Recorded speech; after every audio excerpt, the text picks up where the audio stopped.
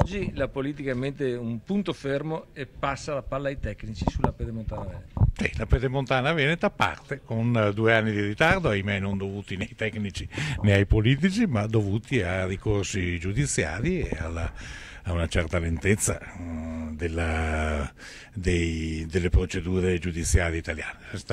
Oggi la Giunta ha attribuito al consorzio risultato vincitore della gara europea i lavori della Pedemontana, che quindi partiranno con i tempi dovuti, ma io farò di tutto per accelerare il più possibile. Posso dire ai cittadini del Veneto, che l'aspettano da tanto tempo, che entro il mese di marzo, anzi ai primi del mese di marzo, la Pedemontana comincerà fisicamente ad essere costruita.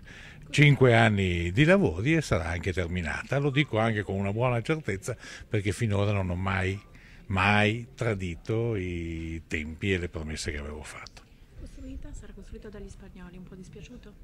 Ma no, non sono dispiaciuto. Un amministratore pubblico fa una gara e chi la vince se la giudica.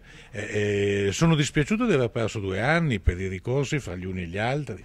Per il resto il compito della politica è quello di assegnare la gara a chi risulta vincitore. E l'interesse mio è uno solo: che venga realizzata il più presto possibile. Sarà un commissario e chi sarà? Il commissario ci sarà perché altrimenti le procedure, soprattutto quelle relative all'esproprio, sono così complicate che se non vengono superate attraverso la nomina del commissario, fra 5 anni, invece di aver finito la Pedemontana, ci ritroviamo forse ad aver finito gli espropri. E quindi io richiederò la settimana prossima, in uno dei miei viaggi romani che non faccio particolarmente volentieri, la nomina di un commissario sull'esempio del passante.